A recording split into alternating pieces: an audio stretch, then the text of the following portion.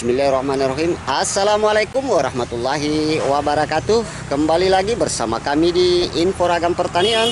Salam pencinta tanaman, salam berkebun. Baik, dalam informasi video kali ini saya akan memberikan lagi salah satu tanaman herbal yang sangat bermanfaat sekali apabila kita tanam juga di sistem pekarangan kita. Di sini saya akan memperkenalkan lagi salah satu tanaman herbal yang mempunyai manfaat yang sangat luar biasa sekali dan dapat juga kita tanam di pekarangan kita, baik sistem penanaman di pot ataupun penanaman langsung di lahan.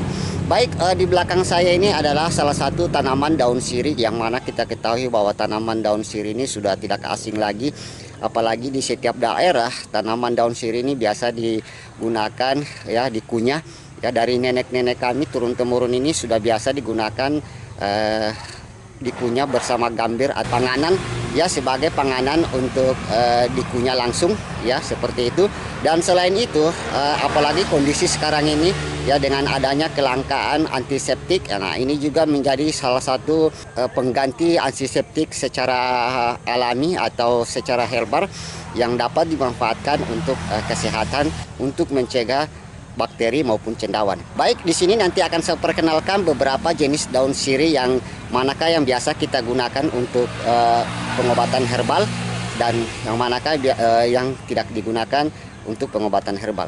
Nah, untuk lebih jelasnya ikuti terus video kami.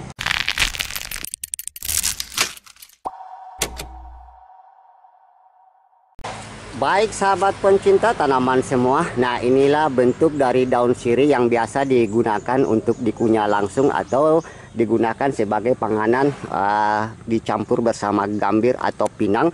Nah, kita ketahui bahwa memang daun sirih ini merupakan tanaman asli Indonesia dari suku famili Piperaceae, atau daun sirih ini biasa disebut dengan piper bottle.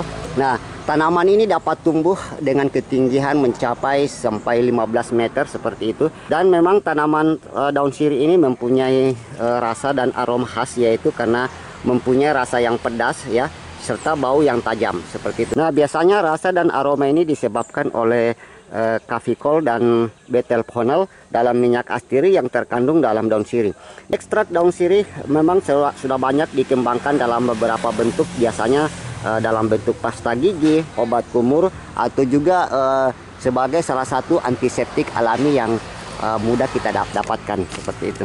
Nah, di sini nanti saya akan perlihatkan kepada teman-teman ya, manakah daun sirih yang jenis sirih hutan atau sirih yang kita kembangkan atau biasanya dikunyah untuk dimakan. Nah, teman-teman, untuk menanam daun sirih ini sangatlah mudah sekali. Anda mengambil saja sulur-sulur yang merambat di tanah seperti ini dan Anda potong, dan proses penanamannya tidak membutuhkan perawatan yang ekstra. Cukup Anda tanam pada tiang-tiang yang sudah mati seperti ini atau tanaman hidup, itu daun sirih dapat tumbuh sehat dan subur tanpa perlu dilakukan pemupukan. Dan Anda juga bisa melakukan proses penanaman dengan sistem tabur lampot yang nanti saya perlihatkan videonya.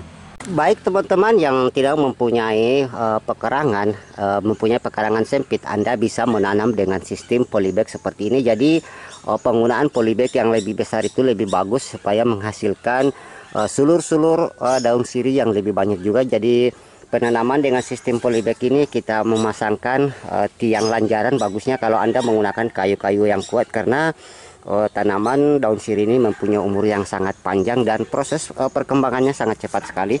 Ini saja baru dilakukan penanaman, pertumbuhannya sangat cepat, sudah mencapai sulur yang paling atas. Dan usahakan proses penanaman jangan terkena langsung oleh sinar matahari. Bisa Anda menanamnya di bawah naungan pohon seperti ini ya, karena memang tanaman daun sirih ini tidak membutuhkan panas yang terlalu tinggi. Baik, bentuk dari daun sirih yang biasanya dikunyah itu bentuknya dia agak membulat memanjang seperti ini ya, seperti membulat memanjang seperti ini, dan dia daunnya agak lebar seperti itu.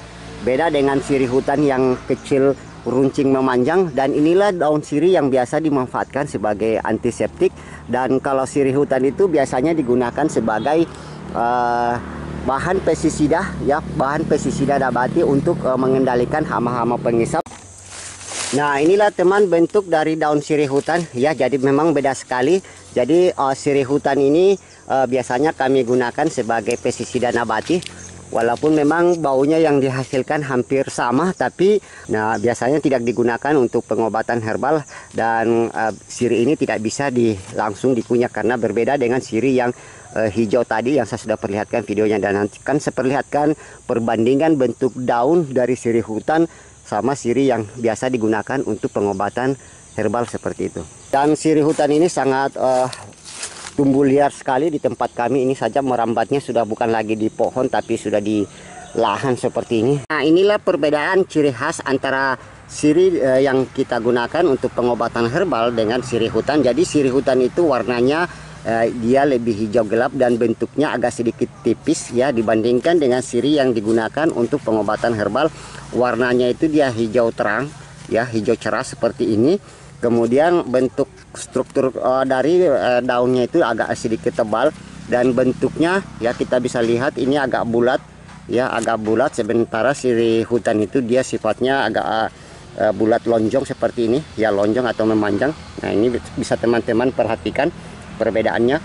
Jadi inilah sirih yang digunakan untuk pengobatan antiseptik atau pengobatan herbal, sedangkan sirih hutan ini biasanya tidak digunakan untuk pengobatan, walaupun jenis sirih ini masih dalam satu famili seperti itu. Mungkin itu sedikit teknik ya, bagaimana cara membedakan sirih hutan dan sirih yang kita gunakan untuk tanaman herbal serta manfaat dari tanaman daun sirih ini.